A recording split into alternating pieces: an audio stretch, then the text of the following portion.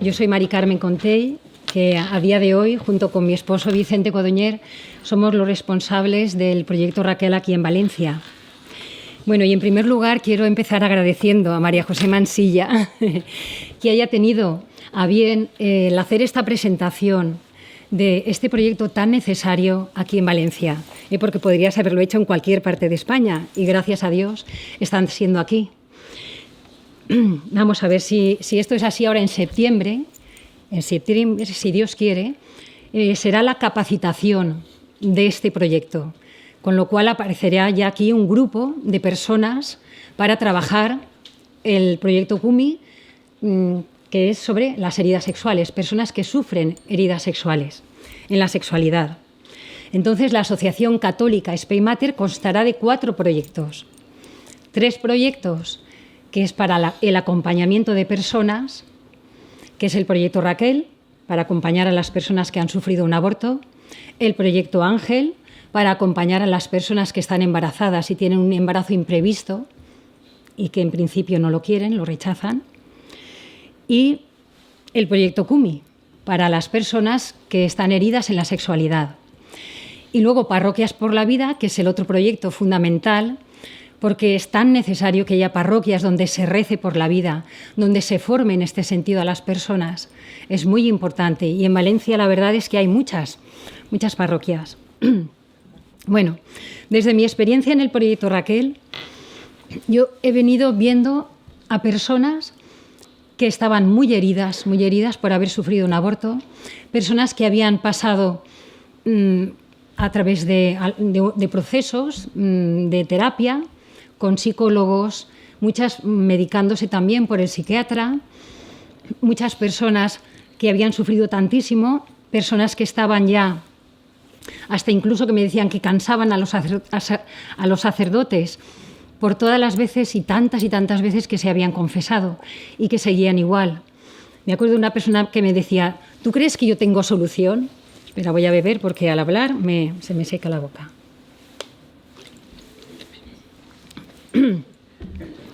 Y yo les decía, claro que sí, claro que tiene solución. Y he visto verdaderos milagros. Hemos visto, porque aquí hay personas que están ya con nosotros en el proyecto Raquel y que están también interesadas en hacer el proyecto CUMI. Verdaderos milagros. Hemos visto personas que estaban sufriendo a veces depresiones, trastornos del sueño, tantos trastornos psicológicos. Y resulta que trabajando no lo que es el plano superior de los síntomas, que eso es lo que trabaja la psicología, sino trabajando el corazón de la persona, trabajando la raíz de su sufrimiento, que es la herida espiritual. Hemos visto tantas sanaciones de tantas personas que les ha cambiado la vida, ¿no? Por eso yo también quiero hacer en esta tarde presente aquí que la ciencia actual, la psicología actual, trabaja lo que son los síntomas. Si tienes ansiedad, trabaja la ansiedad. Si tienes depresión, te trabaja la depresión. Trastornos del sueño, de la alimentación, trastornos de pánico, lo que sea. ¿Qué pasa? Que las personas mejoran un poquito, pero vuelven a recaer una y otra y otra y otra. ¿Por qué? Porque la raíz de su problema no es a nivel psicológico, sino que está a nivel espiritual. Y es tan importante. Y esto es lo que hacemos en Spey Mater por la misericordia de Dios, que trabajamos la raíz del problema, la causa del problema. Con lo cual, ¿cuántas veces he visto personas que sufrían ansiedad, trastornos de pánico, ataques de pánico, trastornos de ansiedad, y se han sanado? Es que se han sanado trabajando la causa, la raíz del problema. Por eso es tan importante esto. Y esto lo abordamos en Spey Mater, gracias a Dios. En Spey Mater hacemos un acompañamiento espiritual, porque el protagonista de Spey Mater es Dios. Solo Dios sana, solo Él.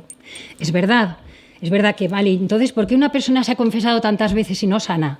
Porque necesita un proceso, necesita un acompañamiento largo, quizá, depende de la persona. Pero este acompañamiento es un acompañamiento que trabaja el corazón de la persona.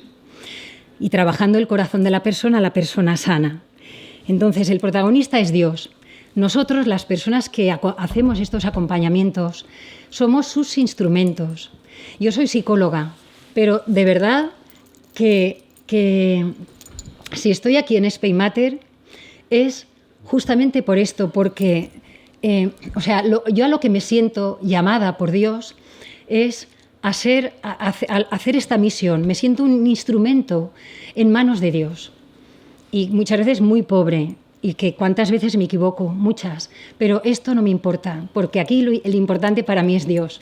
Y lo importante para mí es que yo soy su instrumento, si no, no estaría aquí, no estaría aquí. Un instrumento pobre, muchas veces inútil, pero aquí estoy por su misericordia.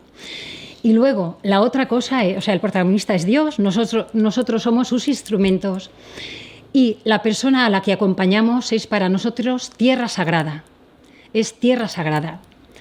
Es decir, es alguien que está sufriendo, una persona a la que voy a acompañar con todo el cariño del mundo para llevarle un tesoro que llevo en mis manos y acompañarla a lo largo de este proceso para que este tesoro se haga carne en ella y el Señor la sane. Yo así lo espero y con esta certeza en mi corazón, yo me meto en la refriega, me meto donde sea, en el proyecto Raquel, en el proyecto Kumi y donde Dios me envíe. Porque la misión del proyecto Raquel es ser la mano de la misericordia de Dios.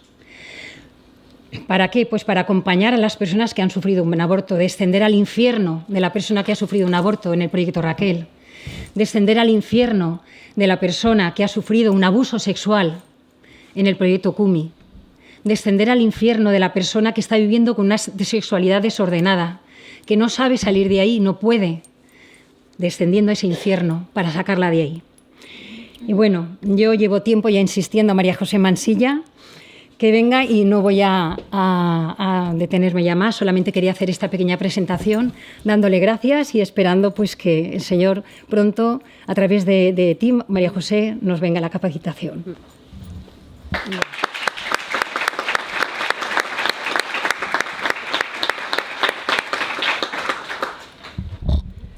Bueno, a mí me toca ya la última y han sido muy breves. Yo siento deciros que no voy a ser breve. El micrófono, que no lo he encendido. Voy.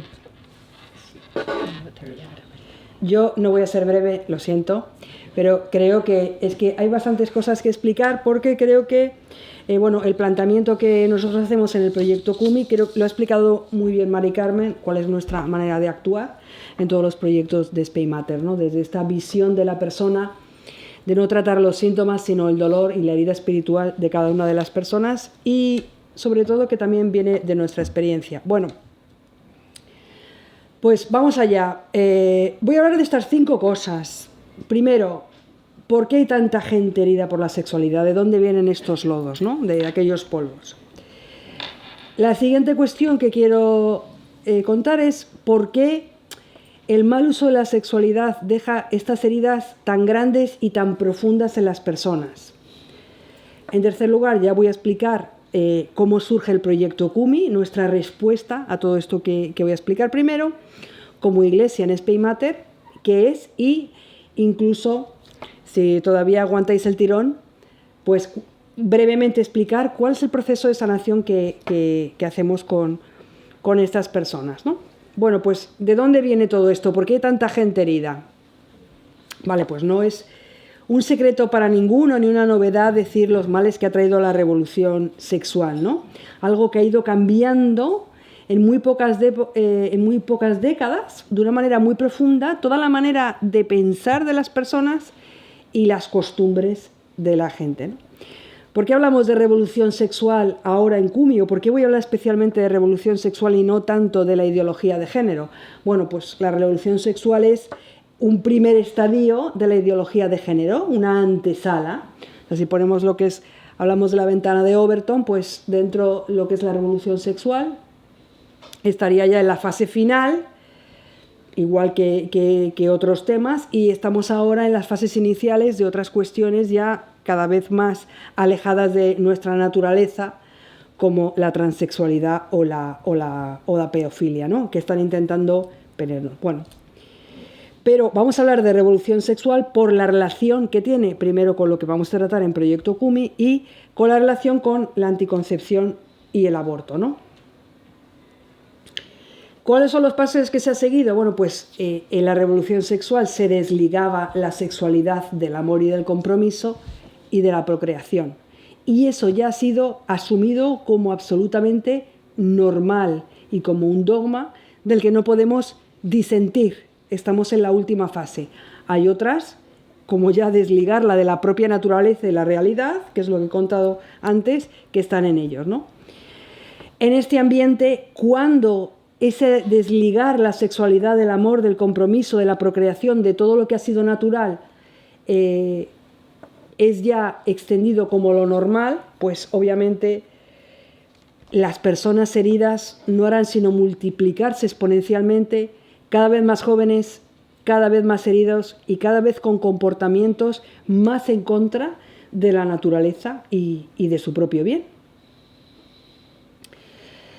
En este siglo XX o XXI no nos hemos inventado nada, no hay nada que no venga de más atrás, ¿no? Por una parte, pues todas las ideologías que ahora se nos han introducido se larvan muy atrás, ¿no? Hay, bueno, algunos pioneros desde esta revolución sexual, especialmente desde la Revolución Francesa, Margaret Sanger, Freud, Kingsley o Simone de Beauvoir, ¿no? Por mencionar algunos.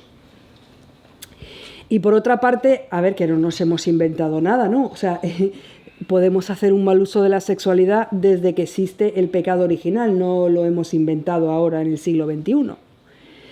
Y ni siquiera el aborto es un tema nuevo, porque ya desde Tertuliano, en el siglo II o la Didache se habla sobre el aborto. Y por supuesto tampoco nos hemos inventado ahora el abuso sexual. Esto ha existido desde la historia de la humanidad. Pero entonces, si todo esto ha existido desde que el hombre es hombre o desde que existe el pecado original, ¿qué es lo que hace distinta la situación actual de el resto de las situaciones de la historia, ¿no? ¿Qué es lo que hace distinto? Pues lo principal y todo es la inversión de la moralidad, es decir, que lo bueno se hace malo y lo malo bueno. Dice Gabriel Kubi, que la voy a mencionar mucho, tiene un libro maravilloso que se llama La revolución sexual global, la pérdida de la libertad en nombre de la libertad, a la que cito mucho porque creo que hace un análisis muy bueno, y dice que los criterios fundamentales del comportamiento humano que eran considerados válidos desde siempre, ahora se han convertido en algo obsoleto, y lo que era bueno ahora es malo. Es decir, que obviamente las personas siempre han caído en algunos comportamientos sexuales, en un mal uso de la sexualidad, pero sabiendo que estaban haciendo algo malo, pero que se caía por debilidad. Pero claro, eso que antes se sabía malo y se caía por debilidad, ahora se fomenta como algo positivo y liberador, pues si lo que a mí se me presenta como bueno y positivo, yo me doy cuenta que me destruye, cosa que pasa igualmente con el aborto, esto es devastador para la persona, porque aquello que debe de ser bueno y me dicen que es bueno, me destruye. ¿Qué está mal? Yo soy la que estoy mal, ¿no? Esto es absolutamente devastador para la persona. Lo siguiente que es distinto es lo que he llamado globalización del mal, es decir, no es una cuestión individual, hay una agenda global, hay estructuras y organizaciones europeas, internacionales, parlamentos que gobiernan en contra del designio de Dios para el matrimonio y para la familia. Y esto empieza, bueno, pues en la nueva educación sexual, entre comillas, desde la más tierna infancia, la educación pública, se concreta en leyes perversas y se normaliza y se fomentan comportamientos aberrantes en los medios de comunicación. Eso es lo que San Juan Pablo II llama la conjura contra la vida, ¿no? Y esto es de ahora, esto no ha sido siempre, es ahora, igual que la inversión de la moralidad. ¿Qué otra cosa también es novedosa con respecto a otras épocas de la humanidad? Pues la relación con la anticoncepción y el aborto. revolución sexual, anticoncepción y aborto están íntimamente relacionados y se retroalimentan, ¿no? No puede haber revolución sexual sin anticoncepción y no hay aborto tampoco sin anticoncepción, puesto que es fruto también de esta mentalidad hedonista y anticonceptiva. Fijaros si hasta los malos, entre comillas, o los abortistas se dan cuenta de la relación de todo esto, que hay un famoso cartel, ¿verdad? Estos lemas que llevan hechos, estos mantras que se repiten desde hace muchísimos años, ¿no? Educación sexual para poder optar, anticonceptivos para no abortar, aborto legal para no morir. Obviamente las tres cosas son una falacia, puesto que a mayor anticoncepción, mayor aborto, entre otras cosas, ¿no? Y a cuanto mayor educación sexual, entre comillas, mayor anticoncepción y mayor aborto. Pero es para que veamos cómo realmente se dan cuenta que las tres cosas tienen una íntima relación entre ellas y se retroalimentan. Y bueno, con esto que nos han vendido de la educación sexual, pues ocurre como con el aborto, ¿no? Se vende libertad y se compra destrucción. Se venden derechos, qué palabra mágica, ¿verdad? Y se compra esclavitud. Se vende felicidad y se compra ansiedad y depresión. ¿Qué otra cuestión también es novedosa? Que se utiliza la sexualidad para manipular a las personas, ¿no? A través de esta hipersexualización y todas las derivadas, las enésimas derivadas, ¿verdad?, de la ideología de género, pues se buscan individuos aislados, sin familia, sin Dios, sin valores, cegados por las pasiones, esclavos de sus deseos, cada vez más desordenados y pervertidos, ¿no? Ha hablado don Juan Andrés de cómo se entra en una adicción. Pues así es, cada vez se necesita experiencias más fuertes, más pervertidas también, ¿no? Dice Gabriel Kubi, se trata de una locura que transformó a la sociedad en una masa de individuos consumidores sexualizados que se pueden manipular para hacer casi cualquier cosa. Es decir, que toda esta educación sexual se utiliza para manipular a las personas. Y no solo para manipularlas, sino para destruirlas. Por lo tanto, no es solo manipulación, sino esclavitud. Os había comentado el libro de Gabriel Kubi que se llama justamente así, Destrucción de la libertad en nombre de la libertad. Y también esta famosa novela de Aldous Huxley, ¿no?, que se llama Mundo Feliz, que ha resultado ser tan sumamente profética en muchísimos aspectos, también lo es en este. Nos lo dice en su prólogo. A medida que la libertad política y económica disminuye, la libertad sexual tiende en compensación a aumentar. Y el tirano ahora viene a favorecer esta libertad en colaboración con la libertad de soñar despiertos bajo la influencia de narcóticos, del cine, de la radio. La libertad sexual ayudará a reconciliar a sus súbditos con la servidumbre. El pecado esclaviza siempre. Hay algo que repetimos, ¿verdad?, siempre en Spey Mater, no se puede ser feliz en el pecado. El pecado nunca puede hacer feliz a nadie, nunca libera, siempre esclaviza. Y esta supuesta liberación sexual es una trampa mortal que encadena al hombre, lo incapacita para el bien, lo embrutece, lo convierte en un súbdito que solo quiere su ración de pan y circo, que a día de hoy es sexo y ansiolíticos. Os sonará familiar, ¿no? Justamente la semana pasada sacó Juan Manuel de Prada un artículo a este respecto, ¿no?, que se lo llama así, lo llama el Soma, el nuevo Soma, ¿no?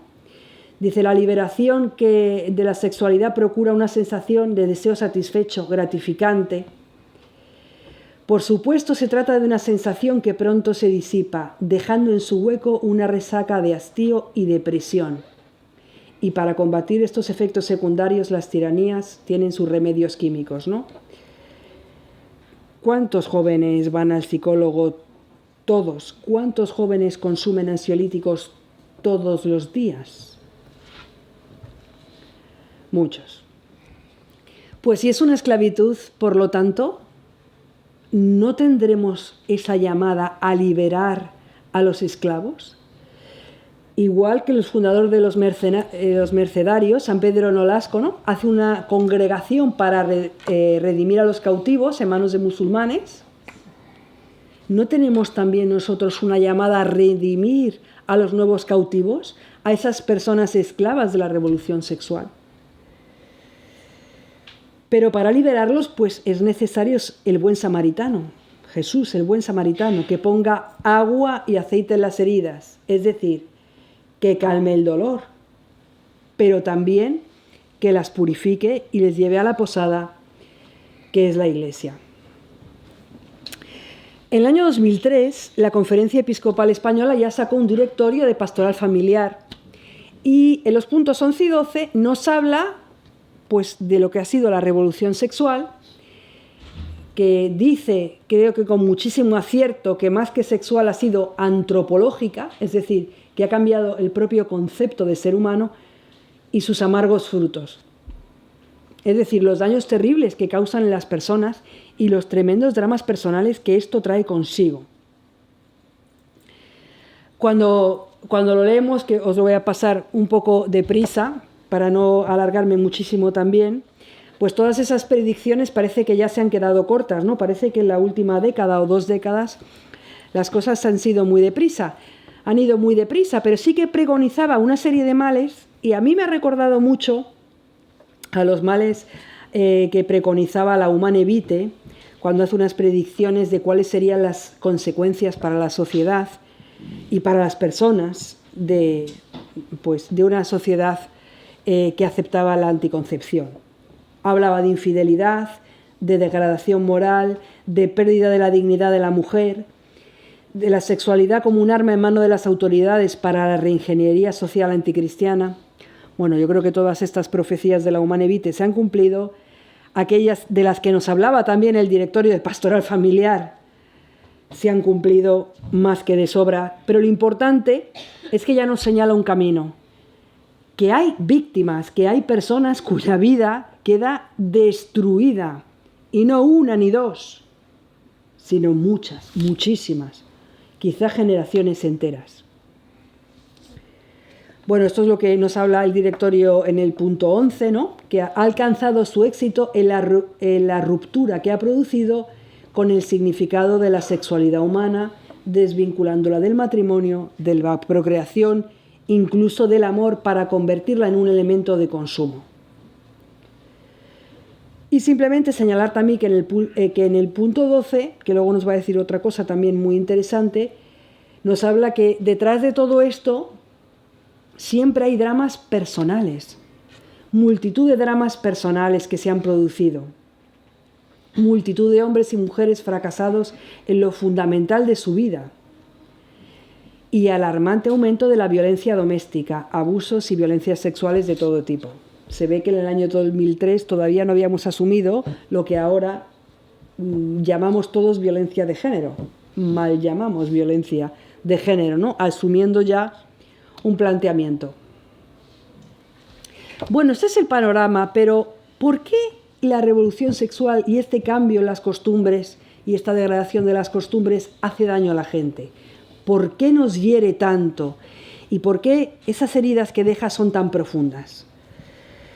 Pues es sencillo, porque somos una unidad de cuerpo y alma y espíritu, y mi cuerpo y lo que yo hago con mi cuerpo no es algo que yo tengo, sino que soy yo, es algo que soy.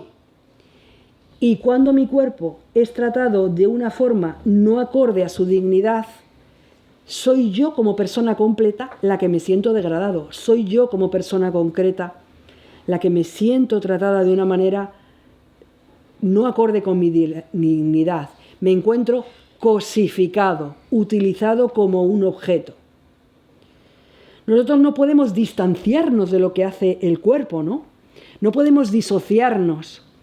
Es verdad que la disociación es un mecanismo de defensa que usan muchos, sobre todo los niños, también los adultos, las personas que han sido víctimas de abusos, separarse del cuerpo, ¿no? Y de hecho cuando lo cuentan como si lo estuvieran viendo desde fuera, ¿no? Pero al final esto es una defensa psicológica, es una quimera.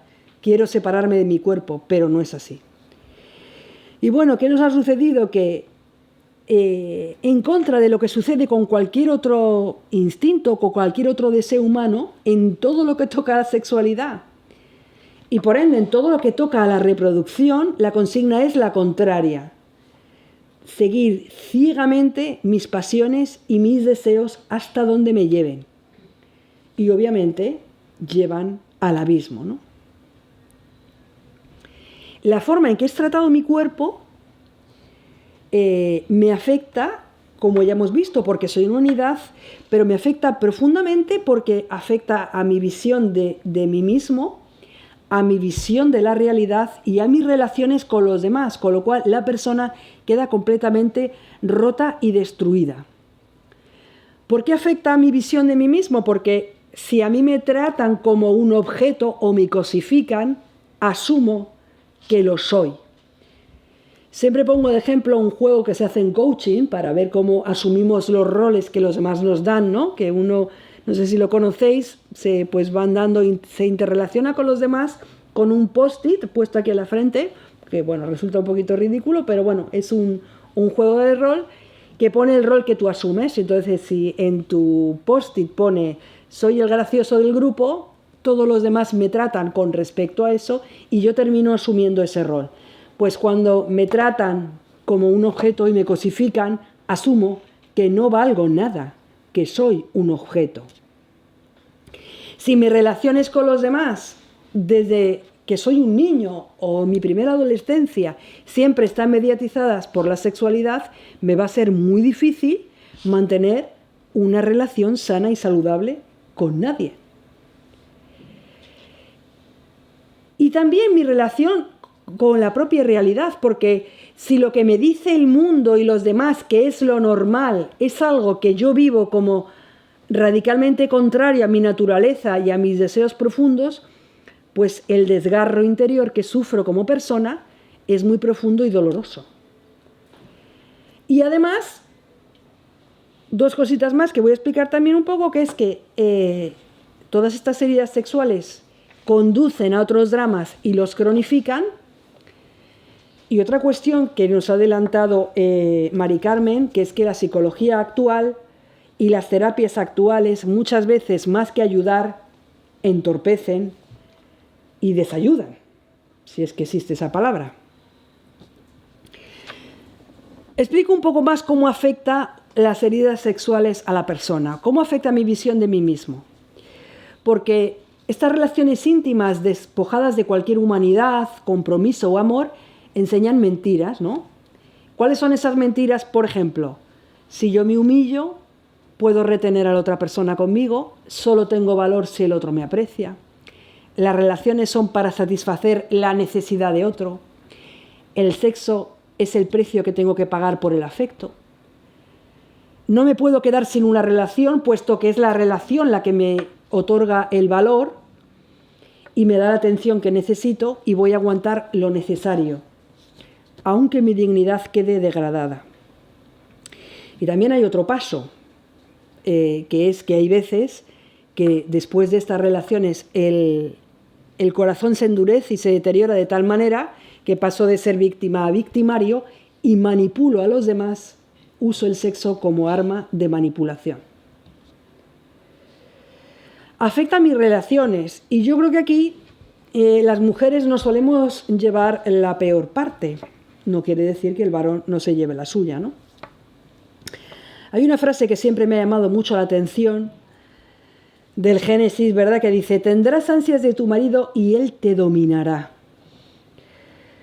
Bueno, no es que sea una maldición, pero sí es una profecía. Es decir, que en esa destrucción de la relación entre el varón y la mujer, que se da desde el pecado original, nos afecta a los dos, pero de una manera distinta. ¿Y qué suele pasar o qué nos pasa a las mujeres? Pues que estas heridas sexuales nos hacen apegarnos a relaciones tóxicas y relaciones de maltrato psicológico. Se ofrece sexo como medio de sentirse querido, que se lo deben a sus parejas y van cayendo en una dependencia psicológica enorme. Creo que todas las personas que hemos atendido personas en Raquel y en Ángel, vemos esta terrible dependencia. Dorothy Day, a quien ponemos muchas veces Como ejemplo, en Proyecto Raquel, que es una mujer que abortó para no ser abandonada por su amante, y no la ponemos de ejemplo por esto, sino porque, bueno, está en proceso de beatificación, ¿no? Ella ha vivido pues toda esta época de la revolución sexual, la ha vivido además desde el comunismo radical, y nos dice: las mujeres se orientan naturalmente hacia las cosas que son necesarias en la vida familiar, el hogar, los hijos, el amor, y en la búsqueda constante del amor obran en contra de sus propios intereses. Esta es la realidad que estamos viendo, ¿no? Ella lo explica, y así explica por qué antes de su conversión actúa de modo autodestructivo, para intentar llenar ese vacío de su corazón que le lleva a este tipo de relaciones, finalmente al aborto y finalmente a un intento de suicidio, que gracias a Dios no consiguió. Y afecta finalmente también a su visión del mundo. ¿Por qué? Porque aunque la ideología de género, la revolución sexual y después la ideología de género, pues intente desligar el sexo del amor, del compromiso y hasta de la propia biología, lo cierto es que nosotros no hemos cambiado. El ser humano no ha cambiado. Nuestros deseos, nuestra naturaleza no cambia ni puede cambiar, pero buscamos ese amor y esa felicidad en charcos. Cuando una persona tiene heridas sexuales, el mundo se convierte en un lugar hostil donde las personas se utilizan mutuamente. También las heridas sexuales conducen a otros dramas y los cronifica, pues la promiscuidad, la infidelidad y el aborto suelen ir unidos muchas veces. Nuestra experiencia en Proyecto Ángel es que a menudo una persona que tiene un embarazo inesperado o en dificultad se produce dentro de una relación a veces casual, donde el padre y la madre del bebé son prácticamente desconocidos, bien en adulterio, bien en una relación tóxica donde pues, la relación es tormentosa, volátil, y casi siempre en una relación donde el compromiso brilla por su ausencia y cada vez con mayor frecuencia está embarazada del tercero y cada hijo es de un padre distinto. ¿Y qué nos ocurre a veces en Proyecto Raquel? Pues que aunque tenga ese proceso de sanación con respecto al aborto, si esa persona sigue viviendo las relaciones en promiscuidad y viene con esas heridas sexuales, pues es una semilla que hemos sembrado, que el Señor ha puesto en su corazón, pero si continúa en esta visión, pues cae en terreno pedregoso y esa semilla se ahoga y no prospera. ¿Y la terapia? Pues a veces la terapia empeora la situación en estas personas que vienen con heridas sexuales. ¿Por qué? Porque en relación a estos temas no se rige por postulados científicos, pero ni siquiera por la propia razón, ni por el sentido común, sino que se sigue una ideología impuesta. Una terapia siempre se basa en una antropología, pero claro, si la antropología no es adecuada, sino que es una antropología perversa, pues obviamente los resultados no pueden ser sino desastrosos. No quiero con esto decir que todos los profesionales de la salud pues sean así, ¿no? Ni que no sean necesarios, pero sí que ha habido una tremenda perversión de la psicología con la ideologización. Y lo siguiente, la necesidad de la gracia y la dimensión espiritual del ser humano es obviada. Y la psicología no está separada del cuerpo, pero tampoco está separada de la espiritualidad, ¿no? A mí me llamó mucho la atención y de hecho el libro de esta mujer que se llama Dawn Eden, que se llama Mi paz os doy, pues nos ha inspirado en muchas cuestiones para el proyecto Kumi. Ella es una persona que había sido víctima en la infancia de abusos sexuales, después tiene un proceso de conversión y cuenta que cuando iba a un famoso psiquiatra, dice, me llamó la atención la expresión, dice, nuestras sesiones eran como el sacramento de la conversión en reversa, o sea, a la mitad. Esa es la traducción que tiene el libro, un poquito rara, ¿verdad? Yo le contaba lo que hacía, en general, ver y utilizar a otros como objetos y provocar que otros me vieran también a mí como objeto. el psiquiatra expresaba su aprobación y me animaba a continuar. Pues desgraciadamente, muchas terapias de personas que vienen con heridas sexuales, no solamente no hay una sanación o les ayudan a la sanación, sino que justamente les animan a continuar y a ahondar en comportamientos que les destruyen. ¿Y por qué en la psicología moderna y en el pensamiento moderno la castidad ha sido patologizada como si fuera represión? Esto viene una herencia, ¿no?, de Freud, que en algunas cosas podía decir interesantes, pero que desde luego deja mucho que desear en otras, y equipara el autocontrol sexual con la represión. Dice ahora Miguel Ángel Martínez, catedrático de la Universidad de Navarra: ¿cuántos jóvenes sufren ahora por la exposición muy prematura a la pornografía, con una devaluación infrahumana de la mujer como instrumento de liberación rápida de orgasmos? Pues ya vamos con el tercer punto. ¿Cómo surge entonces Proyecto Kumi? Bueno, pues acá hemos hecho un pequeño análisis de la realidad, ¿no?, que nos ha tocado vivir. Y es importante hacerlo porque siempre tenemos que partir de la realidad y de la verdad. No podemos construir nada sin la verdad. Ahora bien, nuestro deber, por supuesto, que es ser testigos de la verdad, pero también y sobre todo llevar la esperanza y la misericordia de Dios. Os había dicho que en este directorio de la familia de los obispos, en el punto 12, decía una cosita más, y la he dejado para luego, para ahora. Dice: la Iglesia es consciente de esta desastrosa situación y por ello tiene la obligación de denunciarla y acudir en ayuda de todos los que la padecen.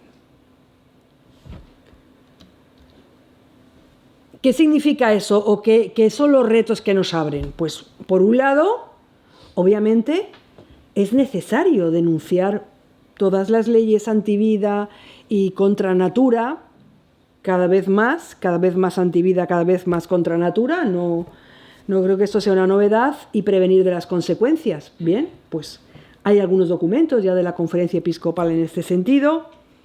Es importante esta denuncia, ¿no?, decirle a la gente la verdad, que muchas veces nunca ha oído. Hay una segunda parte, importantísima también: educar. Educar desde la adolescencia, o más bien desde la infancia, en el verdadero sentido de la sexualidad y del amor. Yo creo que esto también es algo que se está haciendo ya. Hay muchos programas de formación, de educación afectivo-sexual, y por supuesto que tiene mucha importancia. Pero hay otra cosa más. Pienso que nos quedaba pendiente. Hay que acoger y dar una respuesta de fe y esperanza a todas las personas que han sido dañadas y a veces totalmente destruidas por el mal uso de la sexualidad. Y este es el objetivo del Proyecto Kumi, complementario a otras iniciativas de formación totalmente necesarias y, como vamos a decir luego, contrarios a otras iniciativas de la Iglesia con respecto al mal uso de la sexualidad, complementarias también a Kumi, ¿no? ¿Es extraño que una asociación provida haga esto?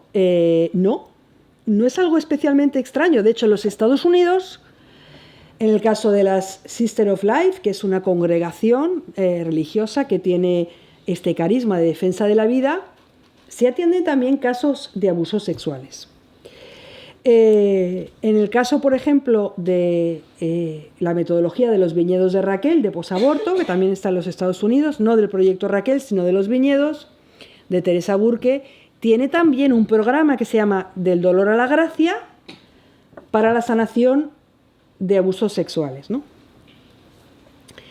Y nosotros también queríamos dar esta respuesta, una respuesta al abuso sexual desde este acompañamiento espiritual y desde esta visión de la persona, como nos ha dicho también Mari Carmen, ¿no? Pero nuestra experiencia en las personas que atendíamos en Ángel y en Raquel nos hizo ver que no solamente había que atender los abusos, sino otro tipo de heridas de la sexualidad a la que pensábamos que había que dar respuesta. ¿Y por qué? Pues, a ver, dentro de las personas a las que va dirigido Kumi, hay algunas que han sufrido abusos, ¿no? En el sentido más amplio. Que esto deja heridas tremendas, nadie lo pone en duda. Es obvio y evidente. Pero hay personas que no los han tenido y también están profundamente heridas por la sexualidad. ¿Y esto por qué es? Pues porque para que haya un abuso sexual en el sentido estricto de la palabra tiene que haber una falta de consentimiento. Esa falta de consentimiento se presupone en los menores de edad y en las relaciones entre un adulto y un menor. Pero, por ejemplo, no se considera abuso si el sexo es consentido entre dos menores. Es decir, el abuso sexual abarca una serie de cuestiones siempre en la base del consentimiento. Con nuestra famosa ley del solo sí es sí, se nos dice el consentimiento está en el centro, como si no lo hubiera sido antes, ¿no? Y el consentimiento es importante, pero no lo es todo. Es necesario, pero no suficiente, no lo justifica todo. Una relación puede ser profundamente destructiva y dejar unas terribles heridas siendo consentida, o por lo menos en el sentido legal del consentimiento. Bueno, ¿por qué? Pues porque si dos adultos deciden utilizarse uno a otro simplemente para satisfacer un deseo y se tratan como objetos, no es un abuso, pero es utilizarse uno a otro como un medio, cosificarse. No está bien, ni es acorde a la dignidad de la persona, ni es moral y deja secuelas, aunque haya sido consentido. Pero cuánto peor cuando esto es entre dos menores o entre un menor de edad, pero con edad de consentimiento sexual, y un adulto. Hasta hace muy poco la edad de consentimiento sexual en España estaba entre los 13 años. Con 13 años podía haber consentimiento, ahora se ha pasado a los 16. Entonces, independientemente de ese consentimiento, que obviamente es necesario, pero no es suficiente, hay muchas personas que han vivido relaciones consentidas, poniéndolo entre comillas, y ha quedado profundamente herida. Porque ha empezado a tener relaciones muy pronto, apenas salido de la niñez, porque ha tenido muchas parejas sexuales distintas, o porque, lo más habitual, termina derivando en unas de las relaciones de sumisión muy tóxicas. Cuanto más involucrada esté todo el ser de la persona y en la sexualidad lo damos todo, las heridas que crea son más profundas. Y cuando una persona es tratada como un objeto, pues deja heridas. Como he dicho antes, este camino de sanación es complementario a otras iniciativas, ¿no? Porque todas las heridas de naturaleza sexual pues tienen gran diversidad y no se agotan todas las iniciativas que puede tener la Iglesia al respecto para dar una respuesta de fe a todas estas personas, bien víctimas de abuso, de hipersexualización y banalización de la sexualidad, ¿no?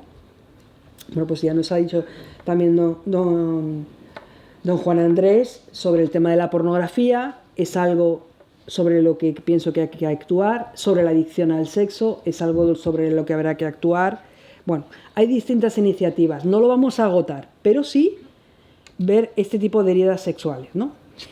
Entonces, igual que Proyecto Raquel, surge de ese reto de los obispos de dar un ministerio de sanación y reconciliación después de un aborto, pues Proyecto Kumi surge también de esta necesidad de dar una respuesta de sanación y de reconciliación para las personas que sufren heridas sexuales.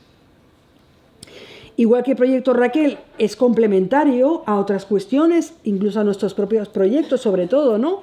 A esta educación en la sacralidad de la vida y en la dignidad de la persona, de Parroquias por la Vida y a la atención al embarazo de Proyecto Ángel, Proyecto Kumi es complementario a que deba haber una denuncia pública de esta perversión de la sexualidad y a estos programas que hemos visto de formación afectivo-sexual. Y igual que en Proyecto Raquel, la misericordia de Dios sana la tremenda herida del aborto y restaura a la persona en su plenitud, esta misma mirada de misericordia del Señor restaura también a las personas con heridas sexuales a través de Proyecto Kumi. Pues llegamos ya a definirlo lo que es. Es, por lo tanto, un proyecto de sanación de heridas sexuales a través de un proceso de acompañamiento espiritual. Aclaramos, siempre no es una terapia. Yo creo que esto lo ha explicado muy bien Mari Carmen. Entonces, sí que es cierto que nuestra experiencia de más de 10 años en Proyecto Raquel nos ha dado algunas cuestiones muy aprovechables. Primero, nos aporta los principales ejes de sanación, que ahora veremos cuáles son, y también nos da una forma de trabajar y de implantarlo en las diócesis, que vamos a seguirlo exactamente de la misma manera en Proyecto Kumi. Es decir, lo vamos a organizar siempre a través de una serie de sesiones individuales, que serán 12, y también igualmente a través de una red diocesana, donde habrá consejeros que acompañen a estas personas, sacerdotes y psicólogos. ¿Cómo lo vamos a ir implantando? Pues exactamente igual que hemos hecho con todos los proyectos de Spey Mater, ¿no? Con un curso de capacitación, una profundización con un manual específico que existe para el Proyecto Kumi y el lanzamiento en la diócesis. Hemos dicho que Proyecto Raquel nos daba dos ejes fundamentales o dos ejes principales para la sanación. Estos ejes principales pensamos que son para todo, para la sanación en de cualquier drama, entiendo, ¿no? Pero después hay que hacerse cargo también y concretar algunos aspectos en concreto que hay que hacer de una manera específica según ese tipo de herida que se tenga, ¿no? Los ejes principales siempre son la verdad, poner la persona en la verdad. Cristo es la verdad es objetiva y la verdad tiene nombre. Es una persona. Y segundo gran eje, el perdón, en todas sus dimensiones. Esto siempre es necesario para cualquier proceso de sanación. Dentro del Proyecto Kumi, además, vamos a hacer un especial hincapié en algunos aspectos específicos de las heridas sexuales. ¿Cuáles son? Son heridas que vienen del cuerpo, con lo cual habrá que aprender a reconciliarse con el propio cuerpo, ¿no? Con el cuerpo y con las emociones. Y eso lo tendremos que trabajar de una manera especial. Las heridas sexuales vienen de haberse sido tratado como un objeto, de haber sido tratado de una manera no concorde a mi propia dignidad. Por lo tanto, habrá que trabajar específicamente, trabajaremos esos aspectos en cuanto a la verdadera autoestima y a la dignidad. Y hemos visto también que estas heridas sexuales afectaban a mi manera de relacionarme con los demás, ¿no? Siempre con esa mediatización de la sexualidad, con lo cual habrá que reaprender esa manera de relacionarse. Entonces, por supuesto, siguiendo estos ejes, también nos vamos a fijar en estos tres aspectos de una manera específica, ¿no?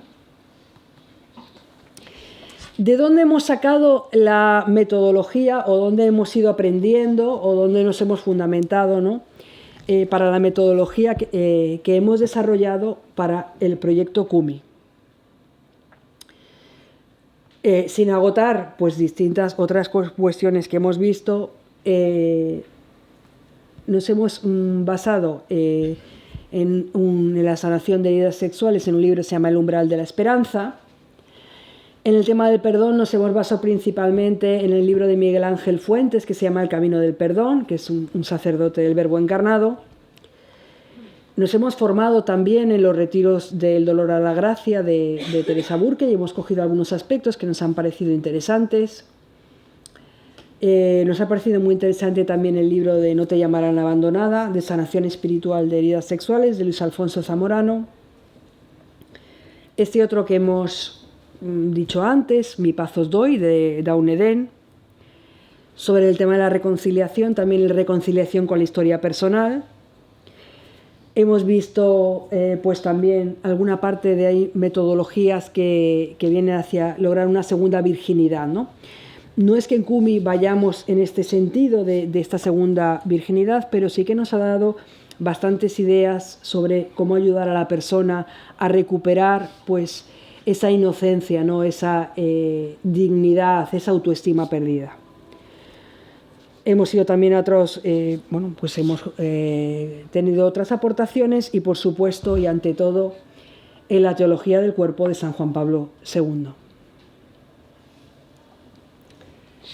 Y por supuesto, y lo más importante, como en cualquier proyecto de Spey Mater, saber que el actor principal siempre es Dios y que nosotros somos instrumentos que acompañamos y facilitamos la acción de la gracia. Y otra cosa muy importante, que sin una apertura a la gracia de la persona y sin un propósito de conversión, nunca hay sanación. Si yo no quiero salir adelante, si yo no estoy dispuesto a abrirme a la gracia, pues el Señor no entra donde uno no quiere que entre, ¿no? Eso no significa que podamos seguir cayendo por debilidad, pero sí que existe una apertura a la gracia. Sin esa apertura a la gracia, las heridas se cronifican. Que solo Él es la verdad y por lo tanto solamente voy a poder ver la verdad sobre mí mismo, sobre mi vida, sobre lo que ha ocurrido desde la verdad. Que para trabajar la autoestima y para devolver mi verdadera autoestima, esto gira alrededor de dos ejes. Primero, mi dignidad intrínseca y inalienable como persona, como hijo de Dios, como templo del Espíritu Santo. Y habíamos hablado de esa necesidad de amor que intentábamos satisfacer en esos charcos, pues la verdadera manera de sentirse amado y de manera absolutamente incondicional, solo Él me la puede dar. Solo Él puede saciar esa sed infinita de sentirme amado. Que solo a través de la experiencia de la misericordia, de sentirme yo primero perdonado, puedo perdonar a otros. Y que solamente con Él y en Él puedo fundamentar mi vida en una base sólida. El proceso de sanación lo vamos a pasar un poco por encima, primero porque llevo hablando mucho rato y porque, bueno, pues simplemente es para haceros una presentación, pero se va a articular en estos 5 pasos, aunque luego habrá más sesiones, de reinterpretación de la historia personal, desaprender las mentiras y sustituirlas por la verdad, reconciliarme con mi cuerpo, con mis emociones, con mi propia personalidad, el perdón y la nueva vida. Paso un poco y explico súper brevemente cada uno de ellos, porque yo creo que es importante también que reservemos algún tiempo para preguntas. Desahogar y reinterpretar la historia personal significa reconocer lo que he vivido, aceptar las cosas como han pasado, porque este es el primer paso. Dios es verdad, cuando se habla la verdad se quedan expuestas las mentiras. Dios es luz. Cuando brilla la luz, desaparece la oscuridad. La segunda gran fase sería sustituir las mentiras por verdades. Hemos visto que estas heridas sexuales habían afectado a mi manera de verme a mí mismo, de ver a los demás y de ver el mundo. Pues todas esas mentiras que nos ha contado, estas experiencias que hemos tenido, pues vamos a sustituirlas por las verdad, ¿no? Vamos a sustituirla por la verdad que el Señor nos trae y que nos libera. Reconciliarme, como hemos dicho, con mi cuerpo, puesto que todo herida sexual es un ataque a la persona, no solo al cuerpo, y no se daña el cuerpo sin tener impacto en la mente, en las emociones, en todo nuestro ser. reconciliarnos con nuestras emociones, todo aquello que yo he ido bloqueando porque no era políticamente correcto, porque se supone que lo que yo hago está bien y bloqueo aquello que no me lo dice. Mi yo, ese recuperar la autoestima de que hemos hablado, ¿no? Basando en mi verdadera dignidad y en el amor incondicional. El perdón, que siempre, siempre es el centro mismo de todo proceso de sanación, el proceso de perdón. Aunque este requisito previo para perdonar es ponerse la verdad. Pues con todos los pasos que vamos trabajando, de reconocer que tengo algo que perdonar, tomar la decisión de perdonar, dar sentido a lo ocurrido, etc. Y fundamentar la nueva vida, fundamental también, ¿no? Talita Kumi, que es el nombre del que viene Proyecto Kumi. Talita Kumi es la frase del Evangelio, ¿verdad? Donde el Señor resucita a una niña y le dice, niña, levántate, ¿no? Por eso lo hemos llamado Kumi, con este sentido de renacer, de tener una nueva vida, ¿no? La niña estaba muerta y ha revivido. Y el Señor la resucita y hace otra cosa, que es entregársela a sus padres, es decir, a la Iglesia. Y el Señor, a través de esa experiencia de misericordia, nos da una nueva existencia, nos restaura, nos hace nuevas personas. Y por eso esta nueva vida, como hemos dicho, tiene que basarse en esa apertura a la gracia, a la conversión, a esa relación con Dios. Y también supone, obviamente, guardar su palabra. Bueno, con esto creo que os he dado una visión de conjunto de lo que es Proyecto Kumi, que no abarca todo, que tiene un marco de actuación específico, que viene en consonancia con toda la manera, con los otros proyectos de Spey Mater y con nuestra manera de actuar, que nos ha explicado Mari Carmen. Hemos querido hacer una presentación antes de hacer capacitación y empezar a implantarlo en las diócesis porque pensamos que es un planteamiento un poco diferente a otros. Me queda por aclarar que se decía en la nota de prensa, nosotros hacemos un acompañamiento espiritual, es decir, cualquier circunstancia que requiera de una denuncia, de un proceso judicial, es algo que ya existe en las diócesis y existen otras instituciones que se dedican a eso. Nosotros no vamos a participar en eso, no serían nuestros casos, y tampoco lo serían como tal los menores de edad por otras muchas circunstancias. Entonces, quedaría definido en este sentido pues su ámbito de actuación. Pero bien creo, sobre todo además por la respuesta que hemos empezado a tener antes incluso de presentarlo, no simplemente por la publicidad que se ha hecho en la prensa, que es algo que se necesita, que hay tantísima gente tan herida y que nosotros como Iglesia tenemos que dar esa respuesta de fe, esa respuesta de misericordia y ofrecer pues este camino de sanación.